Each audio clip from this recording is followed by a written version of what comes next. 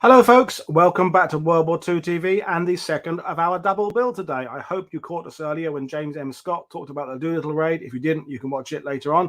Now we are talking about 3 years later, the attack on Japan, this time Nagasaki or Hiroshima and Nagasaki by the B-29s dropping atomic bombs.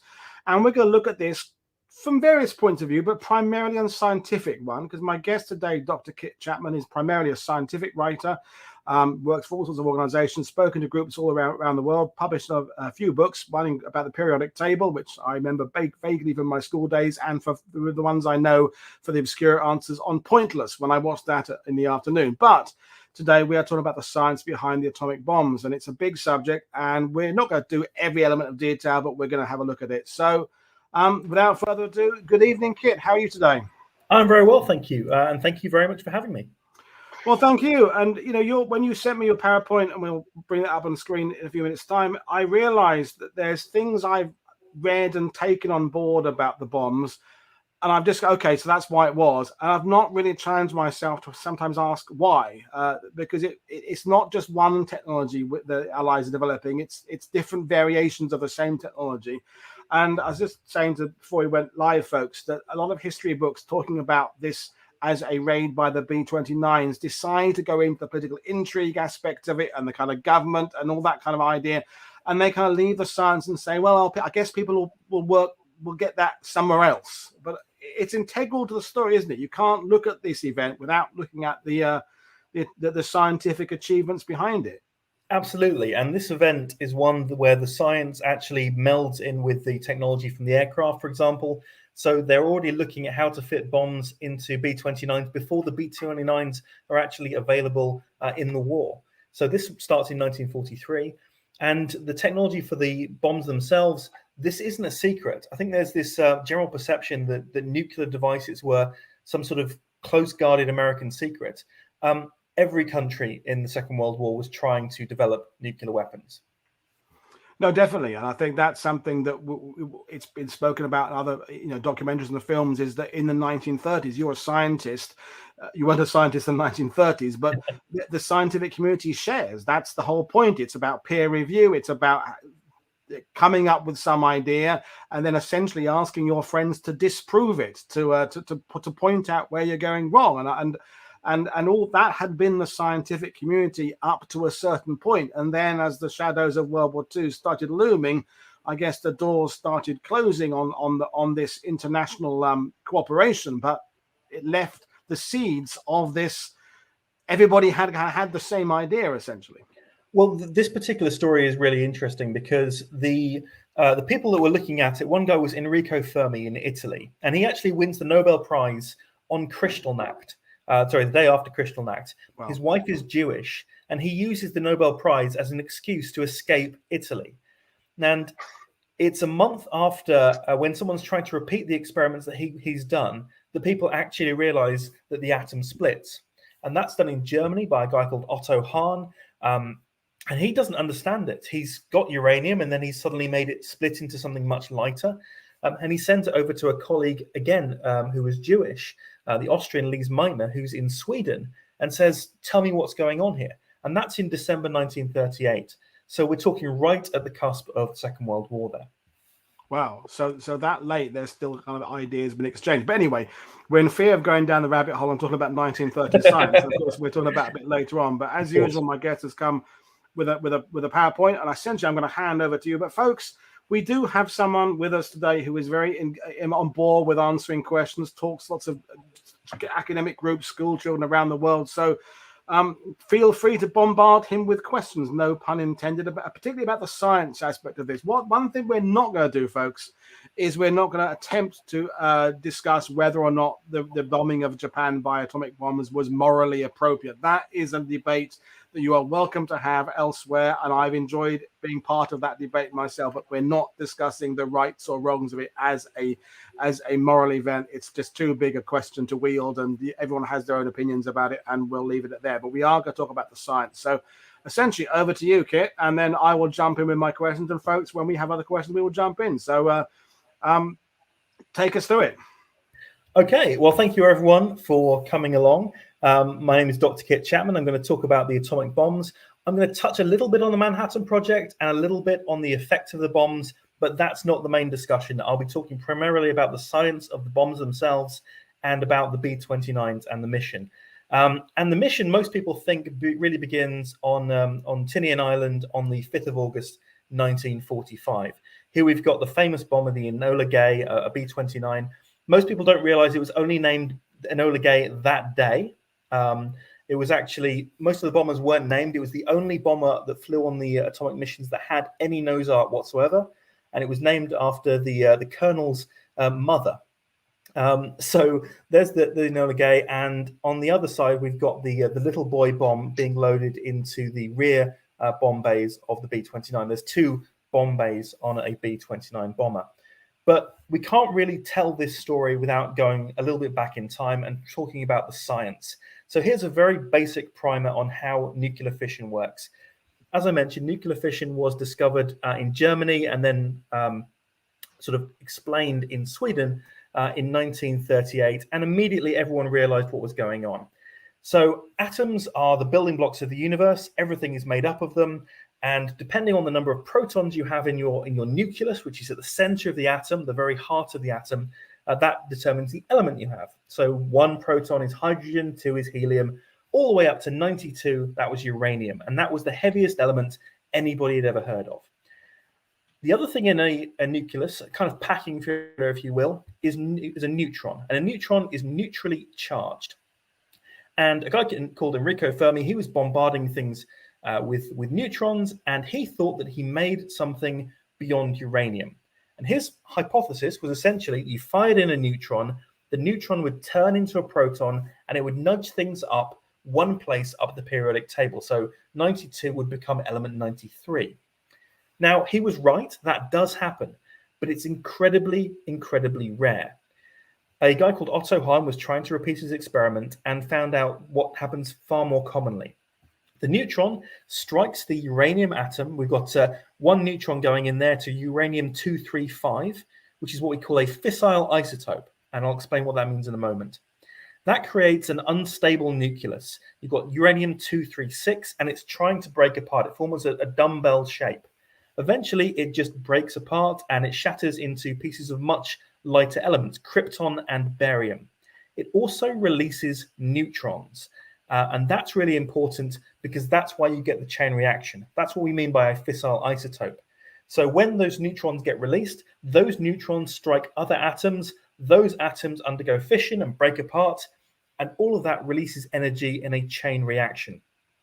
The energy, and this is probably the most famous equation in science, E equals mc squared.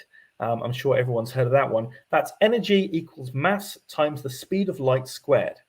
Well, the mass of an atom is minuscule, it's tiny, but the speed of light squared is a huge number. And because of that, we can work out that the energy released is massive from breaking apart these atoms. 1 uranium atom breaking apart is enough to shake a grain of sand. When we have a kilogram of uranium breaking apart, that's enough to level a city. So that's a very basic primer on how nuclear fission works and how these bombs work. And as I mentioned before the talk, this was not a secret. If we have a look at the countries that knew about it during the Second World War, we begin with Britain. In 1940, the Maud Committee, this was actually named after a Danish scientist, Niels Bohr. He sent a very cryptic message saying, "Tell Maud Ray Kent." He was actually trying to send a message to his housekeeper, but they called it the Maud Committee, and that then led on to the Tube Allies project. The British told the Americans, who were already working on things. They had the S1 Committee, and then what becomes the Manhattan District Development of Substitute Materials Program. The Manhattan Project was never its official name.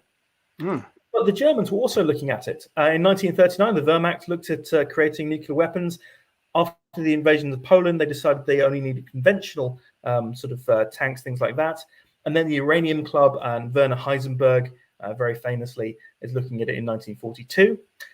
The Japanese have programs. In 1941, the Army start NIGO, and in 1943, the Navy start another program. If we move on. There we go, FGO. So the Japanese actually had 2 separate nuclear programs, And it's worth pointing out that these nuclear programs were nowhere near the size of the US program. Finally, we do have the USSR getting involved very late in the game. This is because a guy called Georgy Flerov, who's actually on the front lines, sends a letter to Stalin saying, hey, we really need to look at this. And it's only until 1945 that they actually start in earnest trying to make nuclear weapons. So this was not a secret. What was a secret was plutonium. If we move on to the next slide, because here's the thing. Everyone knew uranium existed. That was an element that you can dig up and you can mine in the earth. Element 92 is uranium. Plutonium is element 94. And you'll remember I mentioned about this nudging up the periodic table by shooting neutrons in and turning one of them into a proton. That had been done at the University of California in Berkeley in 1940 and created neptunium. A guy called Glenn Seaborg, the guy who was running it was Edwin McMillan, and he was sent over to the east coast of America to work on radar. And so Glenn Seaborg, he was this young chemist, 28 years old. He says, can I take over the program? And McMillan says, sure, why not?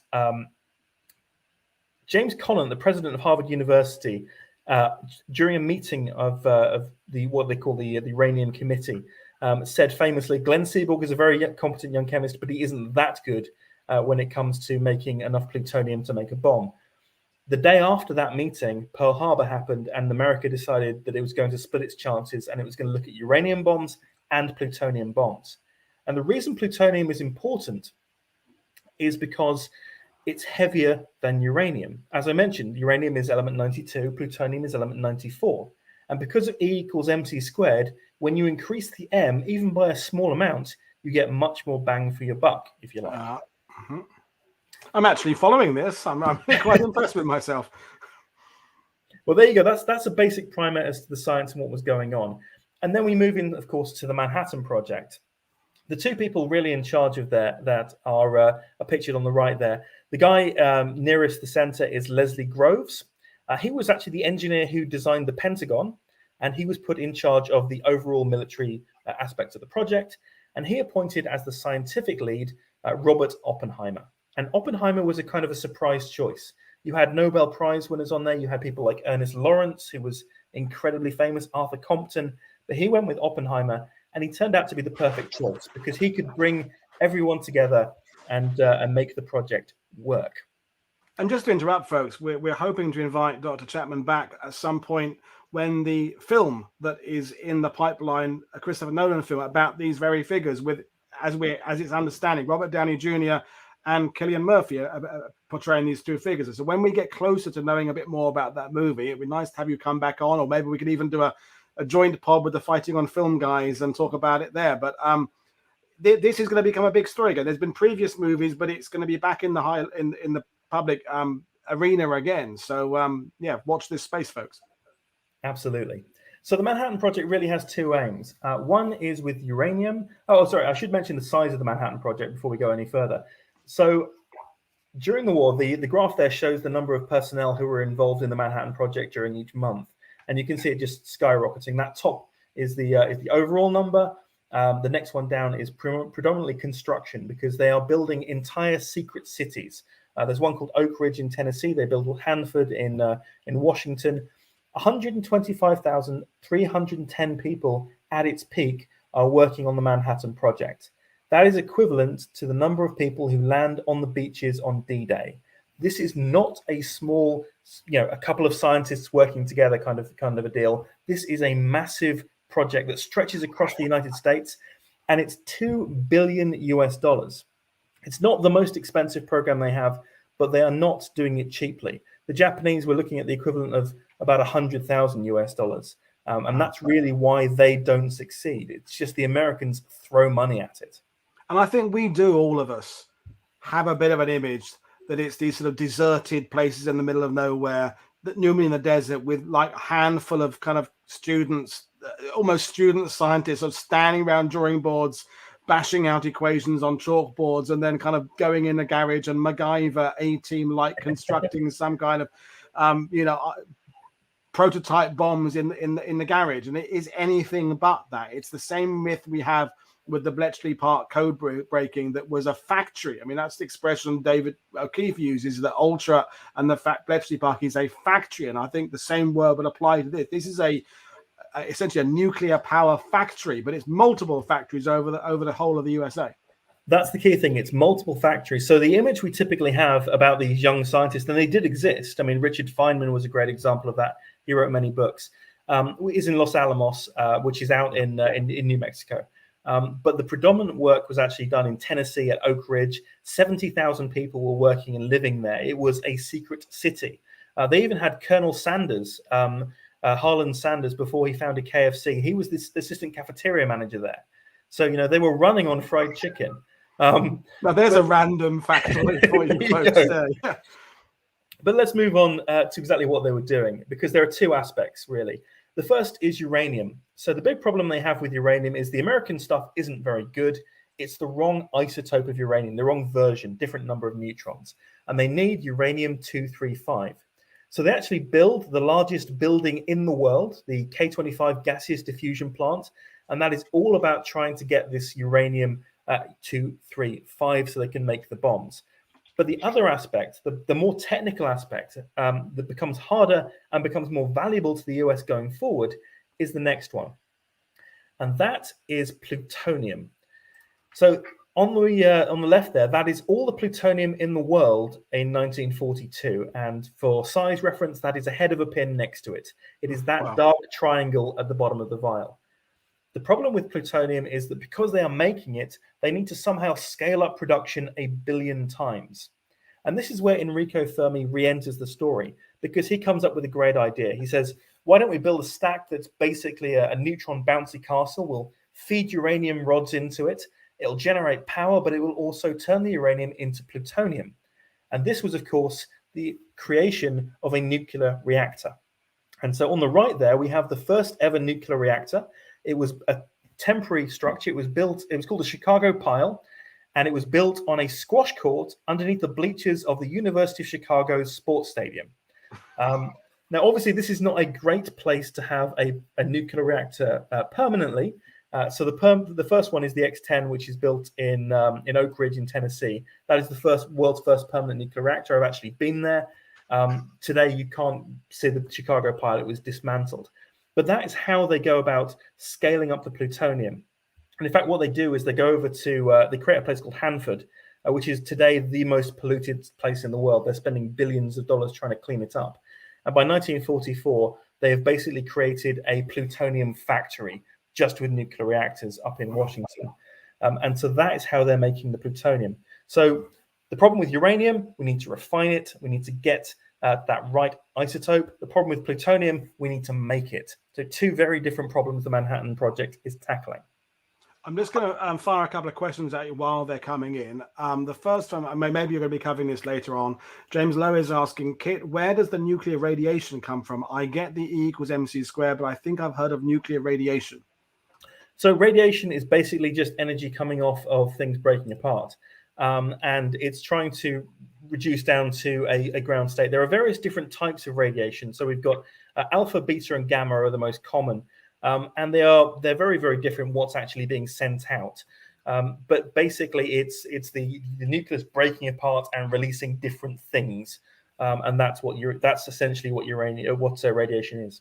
Okay. The other thing was just a comment. I wanted to embarrass Brad from On This Day and Date in Military History for admitting that he heard about Oak Ridge because of the Simpsons. There's a doctor of history there admitting that the Simpsons is part of his understanding of World War II history. That's great. That's well done, Brad. I'm not sure how to comment on that further than that, but well done. Well done for coming out and telling us that. That's brilliant.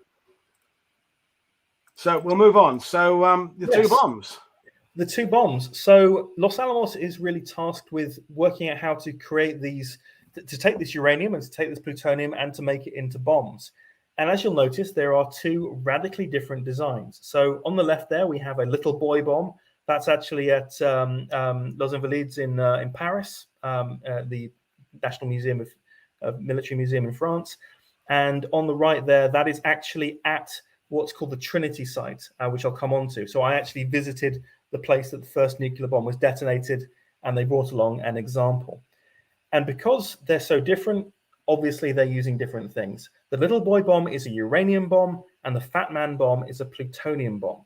And I'll explain why they're different. But let's first of all look at the uranium bomb. But before we do that, if you don't mind me asking,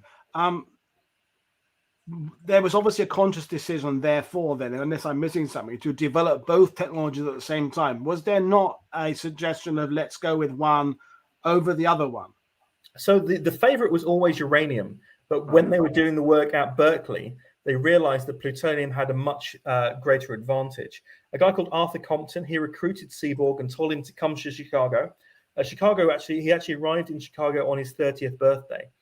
And basically they set up shop in Chicago trying to work out how they could mass produce plutonium. When Enrico Fermi came on board at the end of 1942, they developed this temporary reactor. They get the permanent one in 1943. They realize suddenly that plutonium is viable. So uranium they know is going to work. Plutonium is kind of a long shot, but it could have much bigger potential. And then suddenly it becomes very clear that they can actually develop two different bombs.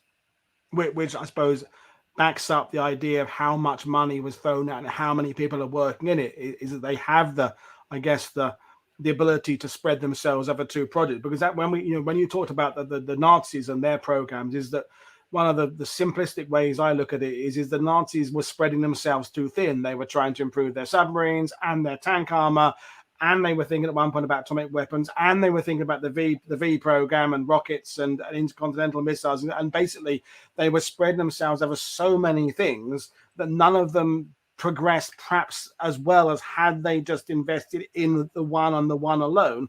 But they're struggling because, as we know with Adam Tooze's show about the German economy, is they just don't have the resources to put into everything. But America, the USA, has the money to be able to say, okay, we're going to just go full on this. The Germans also have two major problems. One is that they're sort of led up the garden path a little bit by Heisenberg, insisting that we go in one particular direction, which turns out not to be the right one. The Americans were far more open to suggestions. There was no such thing as a bad idea. And in fact, the Fat Man bomb shape came from someone very, very junior. We'll come on to why that bomb shape's important. The other thing with the Germans is the bureaucracy, which is always the problem with the Nazis. They are just tying themselves up in paperwork, whereas Groves and Oppenheimer managed to really organize things. Groves was a fantastic organizer. And when you're thinking about stretching something across the entire continental United States with 600,000 people, all these moving parts, and it works, nothing really goes wrong. There's a couple of minor incidents. Something goes wrong in one of the ports, for example, but mostly it went very, very smoothly. I mean, that was an astonishing achievement. And I'm assuming as well, given that the American government are putting their money behind all sorts of things in World War II and aircraft development and naval technology, blah, blah, blah, most things they're putting money into, they can take on board the principles of it very easily. Like, this is an aircraft that's bigger than the last one we had, and it'll go further and drop bigger bombs. Everyone can take them. This is a tank. It's a bit like the other tank, but it's bigger and got a bigger gun. I'm guessing with the bureaucracy involved in this project and the secrecy is that people are kind of having to sign off on things based on someone else's evaluation of it being a good thing. Going, trust us, this is good, but we're not going to bore you with the details because A, you wouldn't understand it, and B, we can't anyway. There are some fantastic letters, particularly from Glenn Seaborg, where he writes to people to recruit them. And he just puts, I can't tell you what I'm working on, but I can tell you it's important. There are two instances when the bombs actually get moved over, obviously, to be launched against Japan, where someone tries to requisition the aircraft. They're like, why is there one guy with a suitcase on this aircraft? And they have a gun pulled on them and said, sir, I cannot tell you what I'm doing, but back off. A colonel has a gun pulled on him. I think a general does as well. Wow. So the Americans just go for it. Anyway, we get to the little boy bomb, which is the uranium bomb. And it's about, I think it's about 9 to 10 feet in length. I mean, they actually vary depending on size. It's not a small thing. And you can see inside, it looks relatively simple. And if we go into the mechanism, we'll actually show you that it is actually pretty simple. What we've got at the back is a conventional explosive. And then we have essentially a set of circular uranium sort of bullets, they called them. There were 9 of them, 9 hollow rings, and those rings would shoot over that cylinder target. And by combining the 2 uranium halves together, that created the neutrons firing away and began the chain reaction that would cause the nuclear detonation. As you can see, there is quite a lot of material being fired. 85 pounds for the rings, 56 pounds for the actual plug itself. So we're looking at about 130 pounds worth of, 140 pounds worth of stuff that are actually making the bomb work. The rest of it is really to make the bomb fly. It's a very simple design. And this design was considered for plutonium. So they were going to call it the plutonium bomb, the thin man, compared to the little boy. The problem is it doesn't work. So if we move on to the Fat Man design, the Fat Man plutonium bomb, that bit that you can see on the left there, that's called the physics package. And the physics package is basically to shrink down and crush a central core of plutonium. The whole thing is designed to implode. And the reason for that is because we're producing so little amounts of plutonium, we cannot refine it to the fissile isotope. So the isotope of plutonium you want is plutonium-239. The problem is there's too much plutonium-240 in there.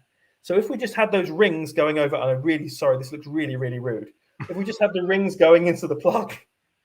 I will screen grab that and send it to you later, yeah. Yeah. If we just had that, the plutonium-240 would actually cause things to go wrong. It wouldn't work. And so the whole design was basically to implode and push in a sphere of plutonium. And so if we have a look at the actual mechanism, how it's working, you can see there are fast explosives, slow explosives. Everything is designed to go straight into that plutonium core, which is that blue circle. They call it the pit, as in an apple pit or an orange pit. It's only about 3.6 inches in size, and it weighs about a stone. That is it. It's about the size of a large softball or one of those oversized tennis balls you might see. Even when we're doing that, and there's a neutron initiator in the center, which actually is basically like a detonator for it, crushing those together, usually it's kept in two separate halves. There is a lot of cases in the aftermath of World War II where the two halves get combined and a flash of blue light happens and a scientist dies of radiation poisoning very, very quickly. Wow. But a guy called Lewis Slotin, actually the guy who armed the first nuclear bomb, his party trick was to lower the two halves together with a screwdriver, and one day the screwdriver slipped. But only around 20% of plutonium actually undergoes fission. It actually releases the energy. And so when we look at more advanced bombs during the Cold War, these thermonuclear weapons that are, this bomb, we're looking at kilotons, thousands of tons of TNT. Today's bombs are looking at megatons, millions of tons of TNT. It's not because we've done a huge thing with the plutonium, increase the mass of it, all that kind of stuff. It's just making it more efficient. And the way we do that is with different types of different isotopes of hydrogen. And that's why we call it a hydrogen bomb. It is just making the explosion more efficient. But Fat Man is basically more powerful than the uranium bomb because it's plutonium. So even though we're looking at 14 pounds of plutonium compared with 140 pounds of uranium, the plutonium bomb is more powerful. So 10% the size, but more powerful. I'm proud of understanding this.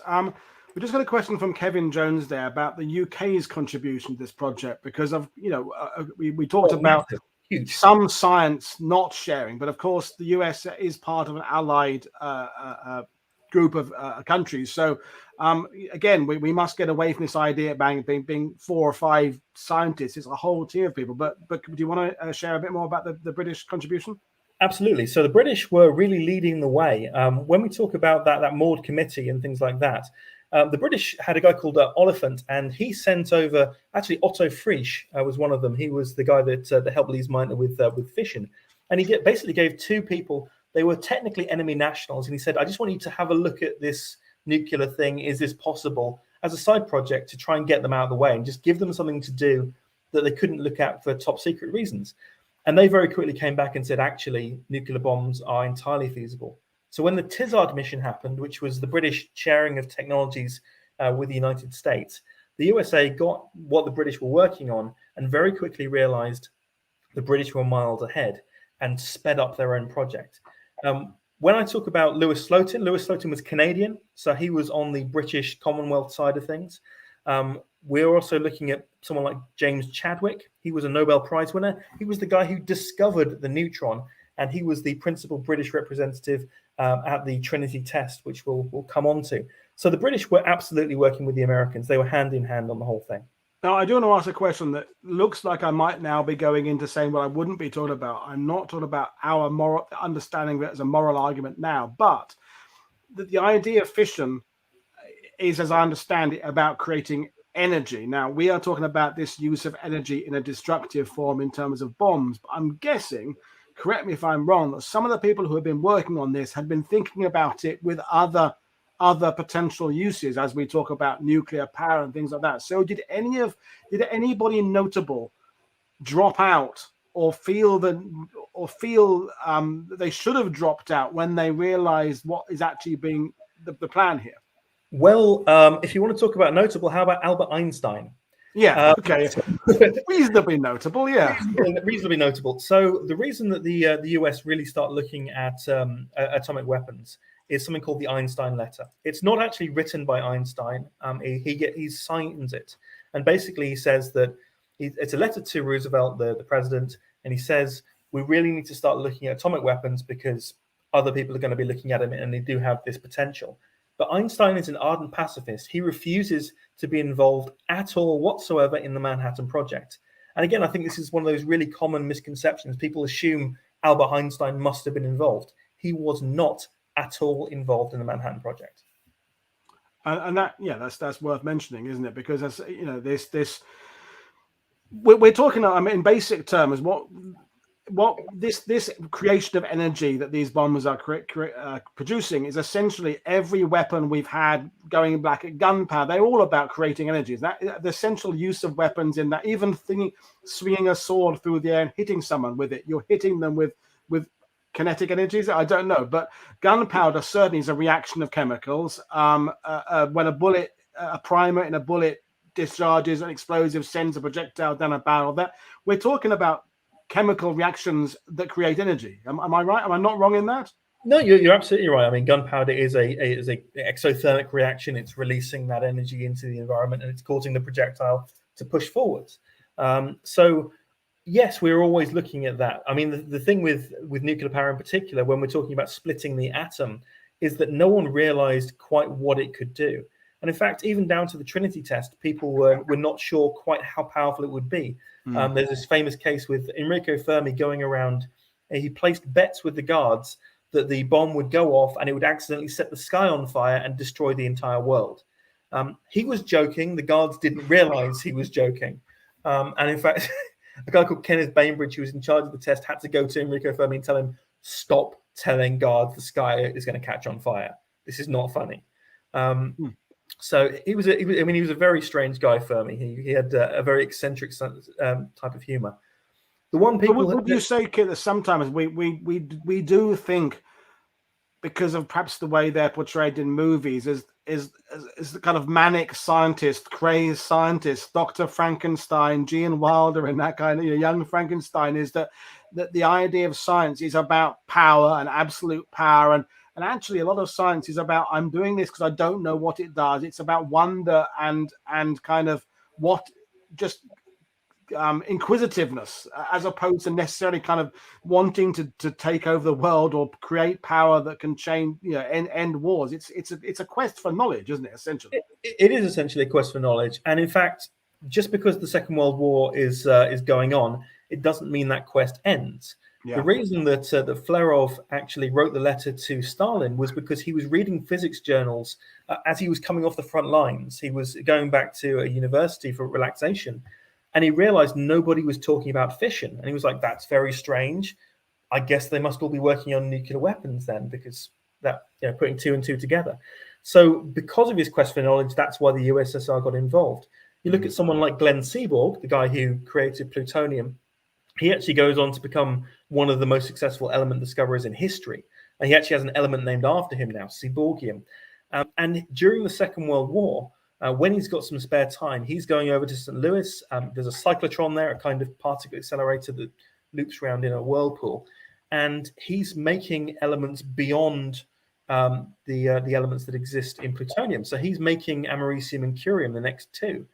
And on 11th of November 1945, shortly after the Second World War, he's actually invited onto, it's called Quiz Kids. It's a radio show for very bright kids. It's kind of like, I don't know, Who Wants to Be a Millionaire? The kids can win a scholarship. And one of the kids asks him, Dr. Seaborg, is there any chance of new elements being discovered? And he actually goes, well, yes, I've actually discovered another two. I just hadn't told anybody yet. So those two elements were announced on a kids' game show. Wow. So research is continuing during the Second World War. It's not just all focused on making weapons. And we just had a couple of comments made about Einstein. So he said he didn't want to participate in himself, but he did definitely suggest that someone should be doing it, because if we don't, someone else will. Did he then comment on it again later on, particularly around the time of the events? Did he speak about it again? What did his opinions change over the years? Just I know it's going down a rabbit hole there, but just to end Einstein's involvement. Oh, we are. So he wrote 2 letters, I believe, but he didn't get involved. As I understand it, he remained an ardent pacifist, and as far as I can tell from the things that he said, he just disagreed with it. And in fact, that is something you see across the scientific community. A lot of people, Glenn Seaborg, for example, he thought it was necessary because that was the only way that Japan would get out of the war. But Otto Hahn is perhaps the best example. He's the German guy who discovered fission with Meitner. When he hears about it, he's actually been captured by the British, and he's in a place called Farm Hall in Cambridgeshire. And he is so distraught, the other scientists think he might commit suicide. He is broken up that his discovery has been used in this way. So it's not just Einstein. There are a lot of scientists who really were against the use of nuclear weapons. Wow. But moving ahead, let's it's by the way, I'm loving this, and the reaction from the audience is they're loving it too. So this is all good news.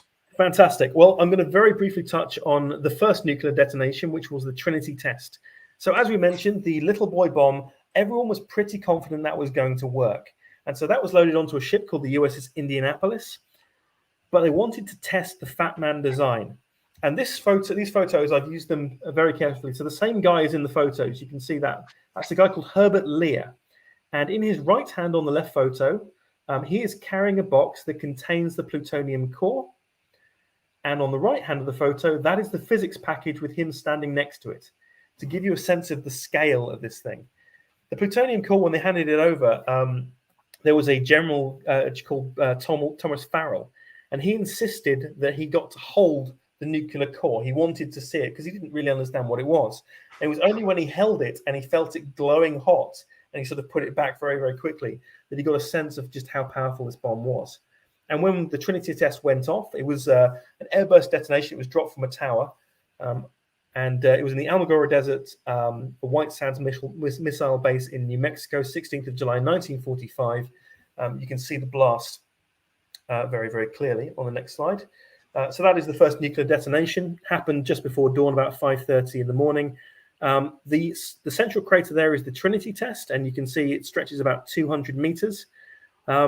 Down towards the southeast of that, there is the 0.1 kiloton test crater. They actually stacked 100 tons of TNT, and you can see that tiny dot there in the center is what happened with 100 tons of TNT compared with 1 stone worth of plutonium.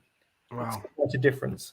We're talking a blast of, I think, about 15 kilotons, something like that, for the Trinity Test. And broadly speaking, without going down another rabbit hole, were the results of this in terms of scale and reach is the best word I can think of, were what in line with what they were predicting? Because I know, although they've worked out the practicalities of this, there is some kind of, not guesswork, but until you've actually detonated one, there's an element of it's just a theory. We don't really know what it's going to do. Were things in line with their predictions, more or less? So it's very, very difficult to say because there was actually a whole range of predictions. Right. Some people thought it was going to be 3 or 4 kilotons. Some people thought it was going to be 20 kilotons. The scientists kind of had a betting pool as to how big it was going to be. And so it ended up being 15 kilotons, probably more than most scientists reckoned, less than some scientists like Edward Teller, who would go on to be he called himself the chief armorer of the United States at one point, and he's the guy designing thermonuclear weapons. He was really into them. Very strange guy. But so yeah, it's very hard to say. But the big problem that the scientists now have is, how do you deliver these bombs? You've got the explosions. Obviously, you need to somehow get them to Japan. That has to be agreed with the British, by the way. Part of the conditions of the Manhattan Project said the British had to sign off on dropping an atomic weapon on Japan. They did so in July 1945. Now, there are two bombers that could do it. One was the Lancaster because of its large bomb bay, but the Americans wanted an American bomber, and the only one capable was the B-29. And the B-29, the program for developing B-29s was actually larger than the Manhattan Project. It was the largest program in the Second World War for the United States. They spent a lot of money developing the B-29. And by 1943, when it became very obvious they were going to drop these bombs, they started working on how to fit these bombs into a B-29. First of all, they needed an entirely new station, which they called the Weaponeer Crew Station, and that was to monitor the bomb as it fell down. The little boy could be loaded onto the rear bomb bays. The Fat Man design was designed into modified planes. They called them silver plates. 46 of them were built during the war, and 29 of them would be assigned to 509th Composite Group, which would fly the actual atomic bomb missions. And the Fat Man bombs were dropped from the front of the aircraft. It cost around $32,000 US to retrofit a B-29 to fit an atomic weapon. And these crews were specially trained. They were handpicked. So don't think it was just pulling bombers off the front line and saying, you're going to drop the atomic bomb today. That is not what happened. These were specially designed bombers specifically for atomic bomb missions. So I think sometimes people would think, maybe myself included, that the two programs kind of converged because of a practicality. But actually what you're saying is they are running in parallel. As soon as so from early as 43, the development and progression of the B-29, part of their thinking is we're going to have this thing at some point later on that we all need to use. So it's totally in tandem. Absolutely, yeah. They are testing bomb shapes down in I think it's Georgia. I might be mistaken there. As early as 1943, and they are looking at how they can actually deliver these bombs with the B-29.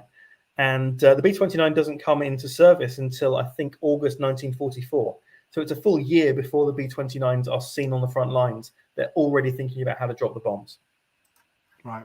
And now we're going to get into the delivery of them, folks. We may or will probably return to science later on, or certainly we will turn to science later on. But this is another aspect that I think people have studied this and kind of studied it separately without considering the science, and again without thinking of the moral implications of it all. But essentially, it's all one big story. You can't really separate one part from it at all. And Colonel Tibbets has become connected with this, and so his role is worth talking about. So I'll hand it back to you. And again, people are absolutely loving it today. Well, Paul Tibbets is a really fascinating character. He originally wanted to be a doctor, but then he decided to become a pilot. And he enlisted in 1938, very quickly rises through the ranks. He is one of the people flying the first B-17 missions in Europe. And then he's handpicked to fly Clark and Eisenhower down to Torch, I think it is. And so he becomes very, very important to the US. He becomes a very trusted bomb pilot. And in 1944, he's given command of 509th Composite Group. This is an elite group. It's said to have boasted an 80% dropout rate. We're looking at 225 officers, 1,542 enlisted. They are based on the north runways of Tinian Island, about 6 hours from Japan. This is in the Marianas. So Tinian is captured by the US in 1944, and the Seabees basically convert the island into a giant runway system. I mean, it is a huge, huge base. Originally, the B-29s were bombing from China, but as soon as they had several of these islands in the Marianas, they become the main base. And the B-29s can fly about 30,000 feet. They've got a pressurized compartment, and so they don't have to worry about Japanese flak. So they're flying over from the Marianas, and they're doing regular bombing missions, particularly horrific missions. There's a firebombing of Tokyo, which is, I think, more casualties than the atomic bombs themselves. They're not involved in this, the 509th. They are basically getting ready to drop the atomic bombs. And of course, they need to do some test runs to show that they can do it, which is where we get into the pumpkin raids.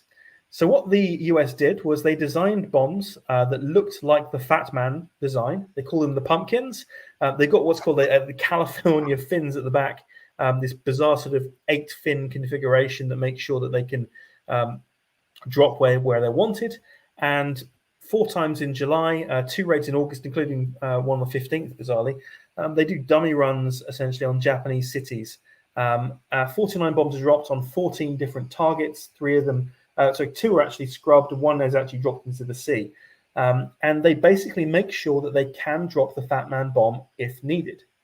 And by this time, things are already moving. So on the 16th of July, this Trinity Test happens. As soon as that's proven to work, the Indianapolis sails from San Francisco with the little boy bomb on it. So that's on its way to Tinian Island. The Fat Man bomb is taken in several different parts, and that's transported by air. If we move along. And just one more question for you. Well, remark really. When we did the earlier show with James Scott about the Doolittle raid, the difference between, I said that those 2 raids bookend kind of American offensive operations against Japan by air, which they do. The difference being the Doolittle raiders were incredibly inexperienced before they did that mission. They had barely been doing anything except dropping sea mines, and there was lots of kind of hoping for the best with that. In terms of the flight aspect of this raid, we're talking, you said it and I'm just reaffirming it, a very, very experienced and practiced group full of men who've been doing it and doing similar missions in terms of the navigation for weeks, if not months before this. So a very different type of setup behind the no less brave, I should say, by the way, the Doolittle raiders, but there was an element of it kind of being trial, learning on the job, as opposed to this is lots and lots of emphasis put in building towards this. Absolutely, and there is a lot of planning that goes on. On Tinian Island, there's something called the Joint Chiefs of Tinian. So they've got a Navy representative, Air Force representative, and an Army representative, who's actually Farrell, the guy who was holding the bomb. In fact, Farrell, being a very strange man, actually puts a note on the atomic weapons that says to Hirohito with love. So he's got a very sick sense of humor.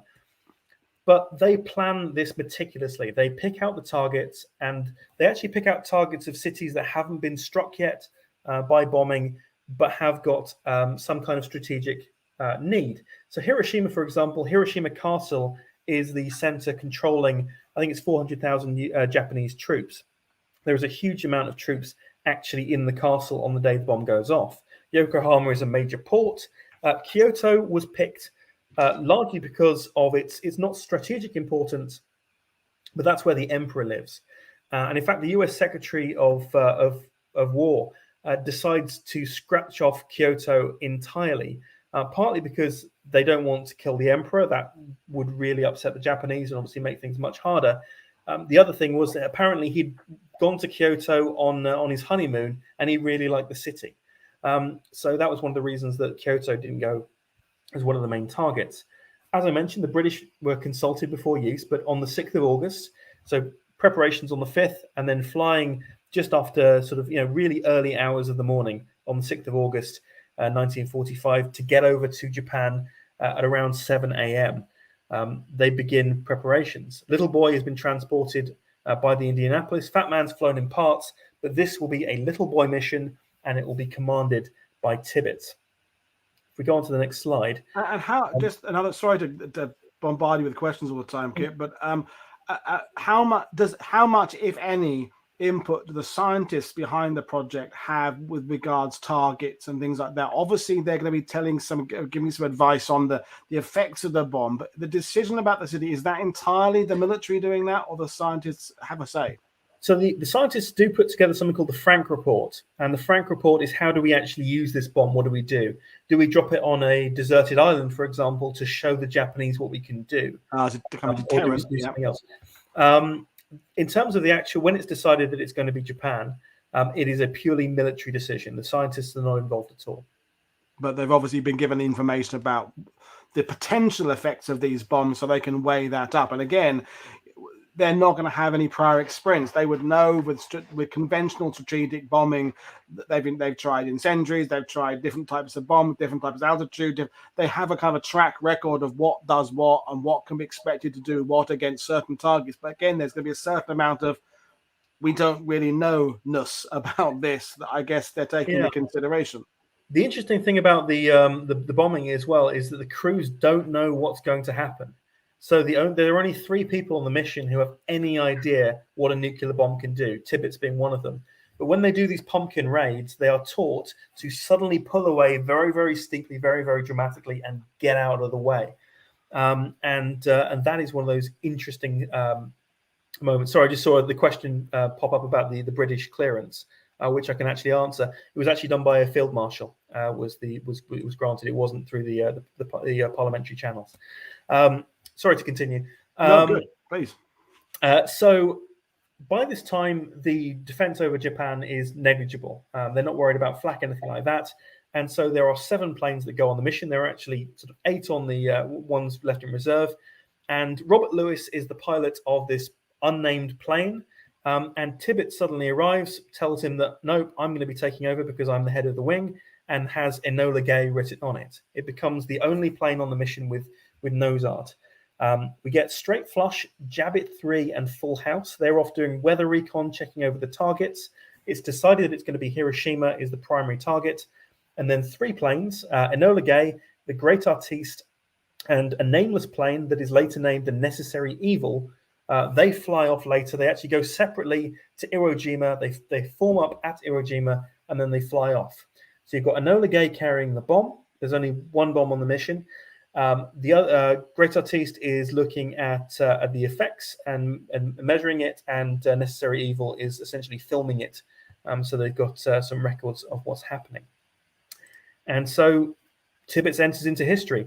The target for the Hiroshima bomb was actually that triangular bridge that's just a little bit off center. So there's a sort of weird T-shaped bridge on the rivers. There we go. And that is the Io Bridge. It's incredibly recognizable from the sky, as you can probably see.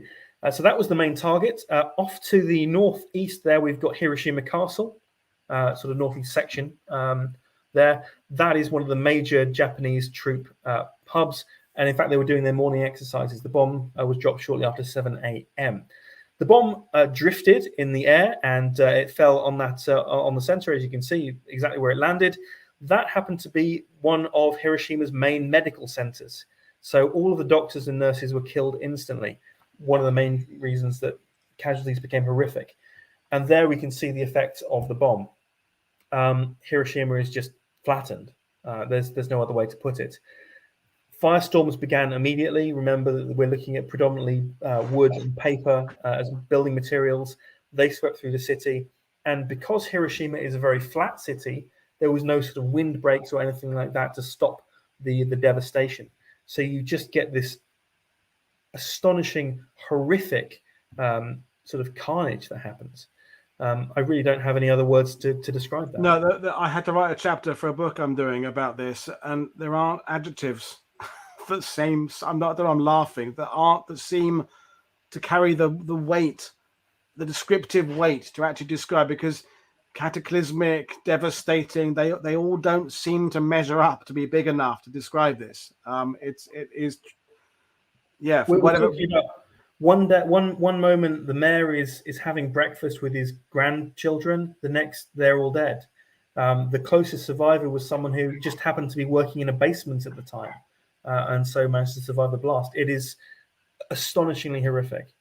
But this is a talk for another time. Yeah, and it's not that we're saying it's not interesting, that talk, because I mean it's one that's debated at schools across the world, the moral implications of this, and Truman, and the decision making, and the heralding of an age that we, as I often say to my stepdaughters, that I'm old enough to remember having my potato sack to climb in the event of nuclear war when I was a kid. So it heralded an age, and that discussion is worth having, but we're not having it today. But we're going to move on to Nagasaki, which is the other type of bomb, of course. So Nagasaki is the Fat Man bomb.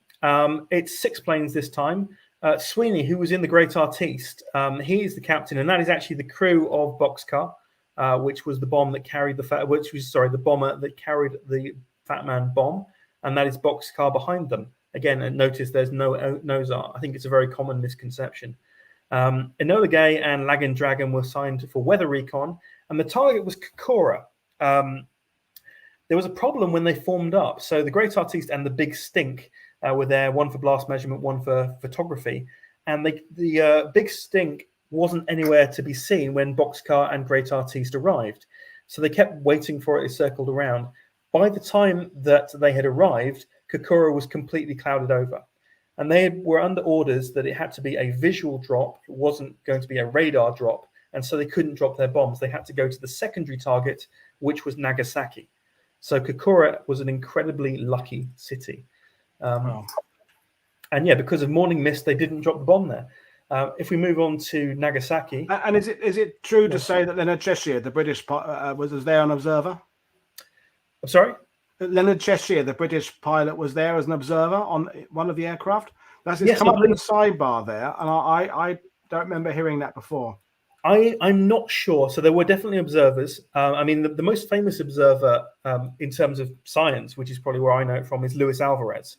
And Luis Alvarez was a nobody, really. He was a very minor scientist at Berkeley. He became involved in the Manhattan Project, and he was at the Trinity Test as an observer on one of the bombers.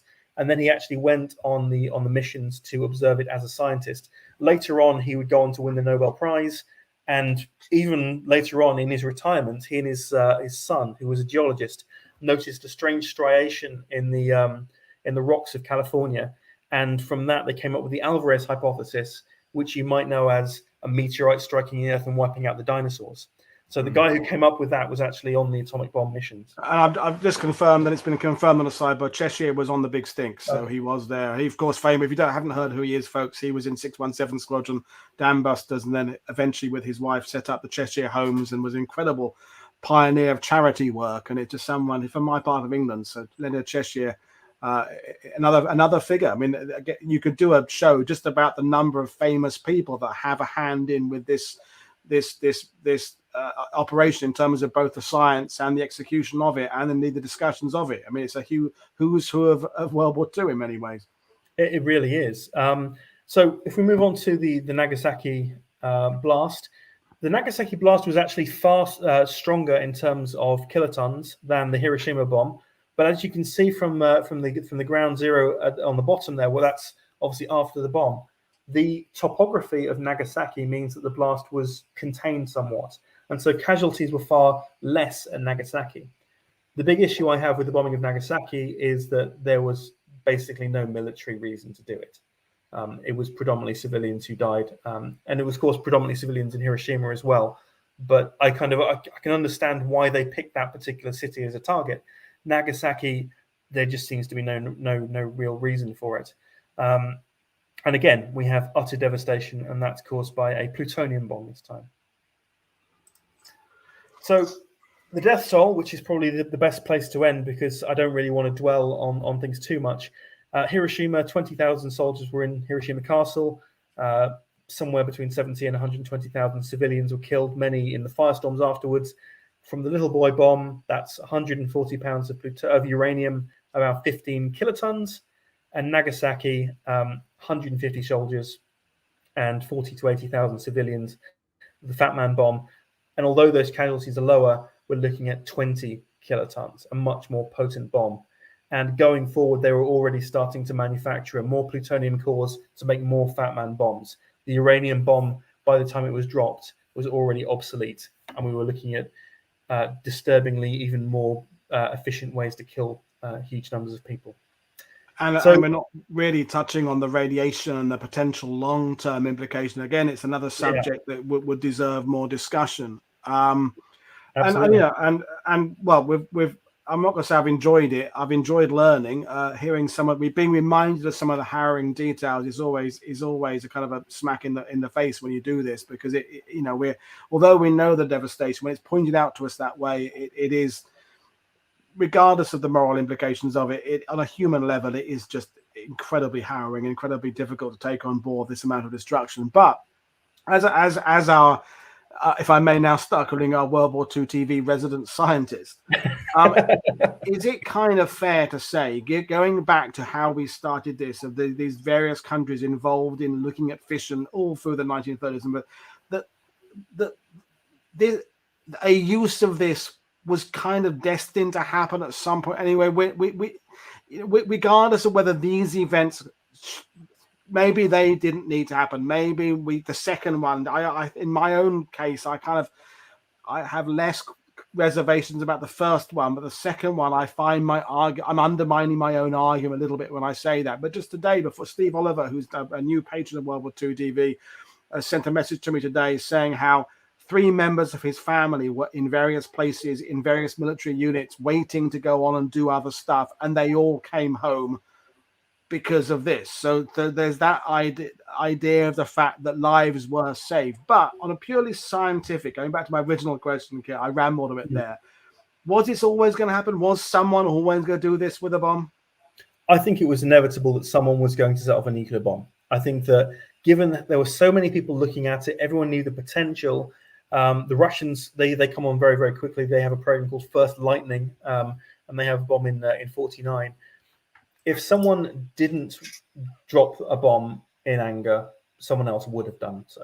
Yeah, I think it's almost certain that a nuclear bomb would have been used at some point, because it's only when you see the devastation that one causes, you really truly appreciate why this is so different and why it should never happen again.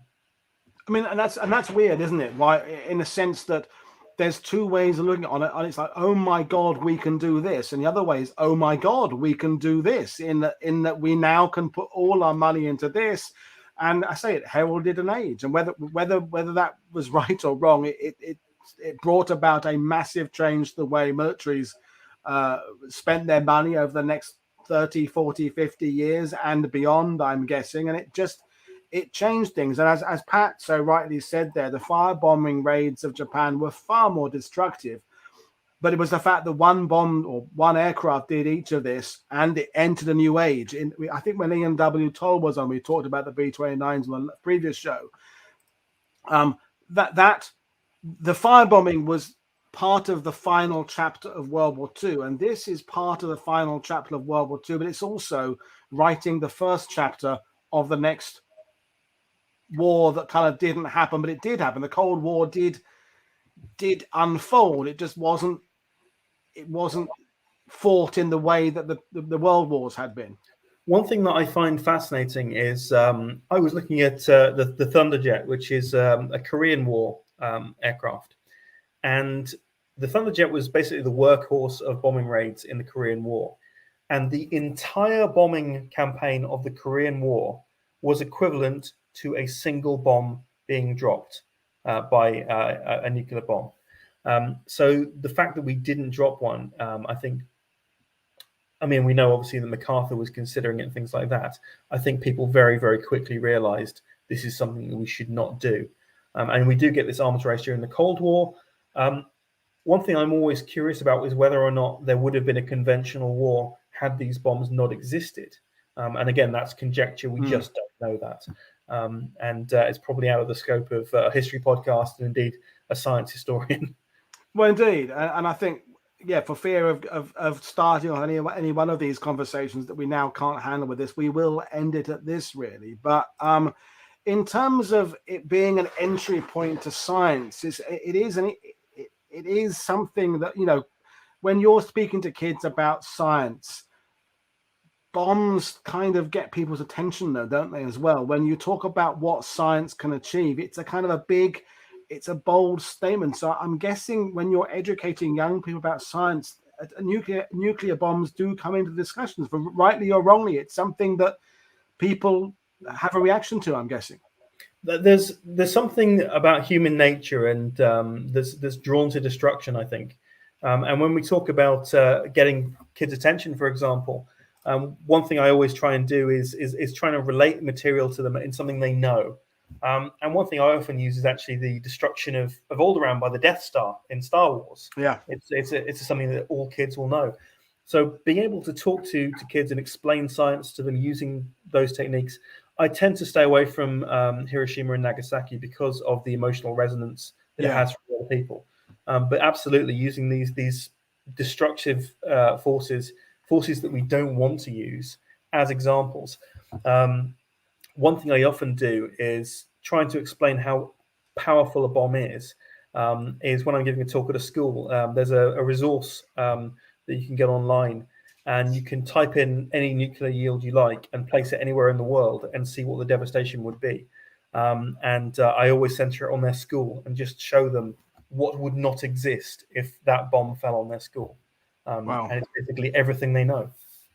Yeah, that's incredibly eye-opening, I'm guessing. Yeah, it's that incredible we're in awe of man's achievements at the same time as being alarmed by them, and that's what things like this do. Is that I'm both impressed by the ability of science to find solutions to things. Look at the COVID vaccines and how fast they came, and that scientist working its socks off to help mankind. And the same field, in a sense, is also what brought about this. That's the nature of science, isn't it? It's not.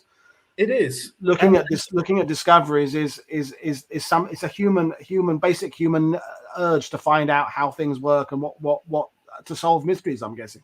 It's one of those complicated things, because even when we look at some of the most evil creations, something like chemical weapons, for example, the guy who came up with chemical weapons also won the Nobel Prize for coming up with a way to create fertilizers to feed billions of people. His name was Fritz Haber.